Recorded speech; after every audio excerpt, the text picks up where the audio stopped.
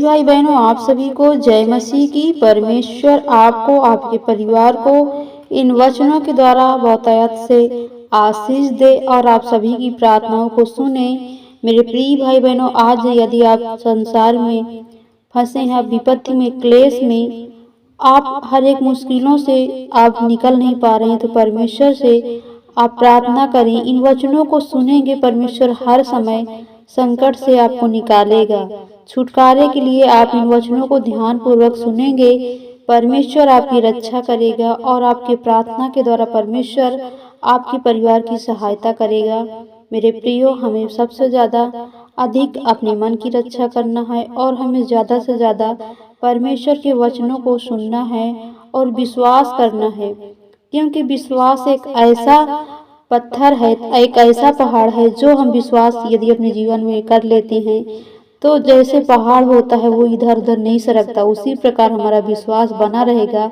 विश्वास हमारा पहाड़ के जैसे होगा तो हमारे जीवन में कोई भी दुख, कोई भी मुसीबत हमें गिरा नहीं सकेगी, क्योंकि हम परमेश्वर के विश्वास में बने रहेंगे तो हमारे जीवन में खुशी और शांति बनी रहेगी। चलते हैं ऐसे वचन की ओर, जैसे भजन संगीता की पत्री में 61 के 1 में लिखा है, हे परमेश्वर मेरा चिल्लाना सुन, मेरी प्रार्थना की ओर ध्यान दे। यहाँ दाऊद कहता है, हे परमेश्वर मेरा चिल्लाना, यानी दाऊद कहता है मेरे चिल्लाने की ओर ध्यान दे। जो मैं रो रहा हूँ, जो चिल्ला रहा हूँ, विपत्ति से, क्लेश से, जो पीड़ाओं से, ऐसे दर्द से करा रहा हूँ, प्रभु मेरे चिल्लाने की ओर सुन, मेरी प्रार्थना की ओर ध्यान दे।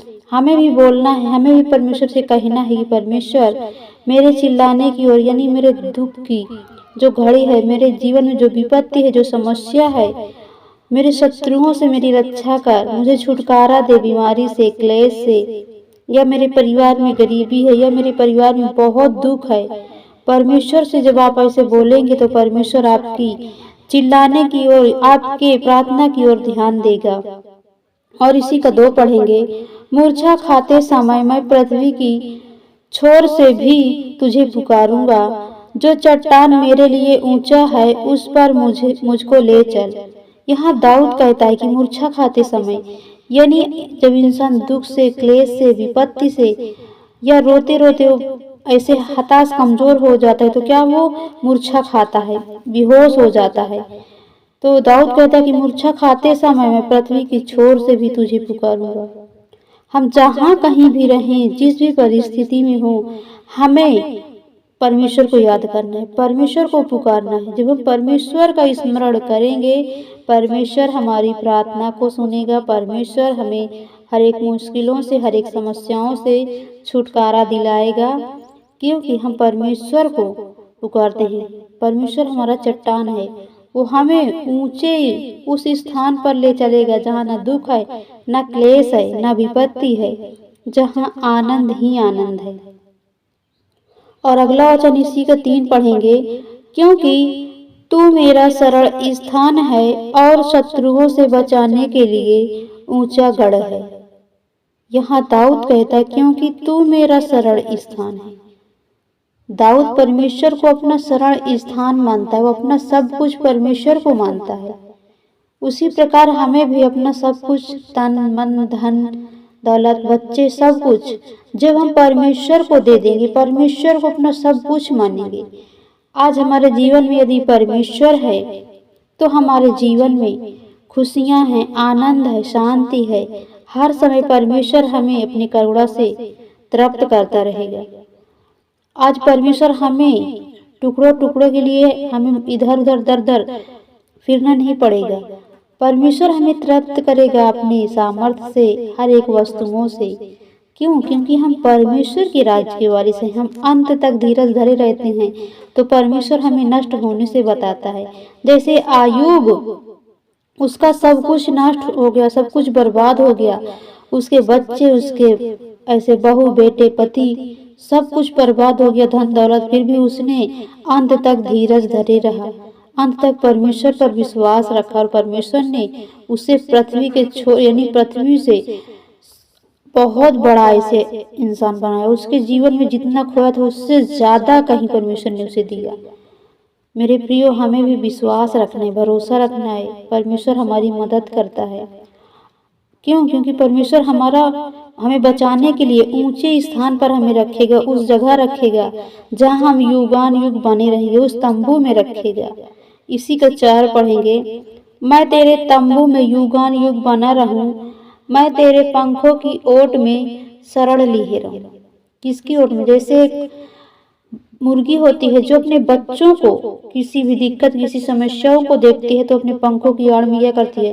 पंखों में छिपा लेती है ताकि उसके बच्चों को कोई भी दिक्कत, कोई भी परेशानी ना आए, कोई भी जानवर उसके बच्चों को छीन ना पाए। उसी प्रकार परमेश्वर हमें अपने पंखों की ओट में, अपने शरण में रखेगा ताकि हमें कोई दुख, कोई मुसीबत, कोई समस्या न छू पाए।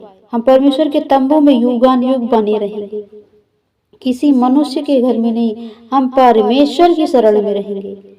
और इसी को 5 पढ़ेंगे।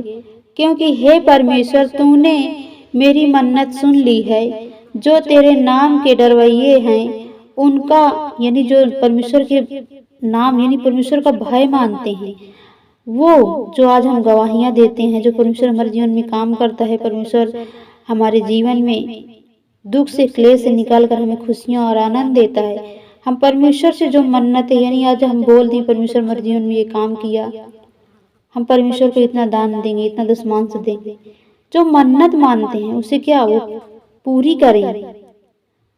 जो तेरे नाम के डरवैये, किसके नाम के? परमेश्वर के नाम के डरवैये हैं, उनका सा भाग तूने मुझे दिया है। आज परमेश्वर को जो विश्वास करते हैं, भरोसा करते हैं और परमेश्वर का भय मानते हैं, परमेश्वर उनका भाग उन्हें देता है। जो उनकी जरूरत है, जो उनका हक है, परमेश्वर देता है। क्योंकि परमेश्वर हमारे जीवन में 90% काम करता है। हम तो क्या, हम एक मुरझाए हुए घास के समान है। हमसे क्या हो सकता है? कुछ नहीं। बस परमेश्वर है जो हमारी मदद करता है, हमारी सहायता करता है। और हम विश्वास करते हैं तो हम पीढ़ी दर पीढ़ी बराबर बने रहेंगे और हमारा परिवार बना रहेगा, खुशी में, शांति में, आनंद में। परमेश्वर हमारे बच्चों को हर एक मुसीबत से बचाएगा और हमारी उम्र को बढ़ाएगा। यदि हम परमेश्वर के सम्मुख शीश नवाते हैं तो परमेश्वर अपनी करुणा और सच्चाई से हमारे जीवन में प्रकाश सर्वदा ऐसे अपने प्रकाश चमकाता रहेगा। हर दिन परमेश्वर हमारी घटी को पूरा करता रहेगा। तो परमेश्वर इन्हीं वचनों के द्वारा आपको और आपके परिवार को बहुतायत से आशीष दे। आमीन।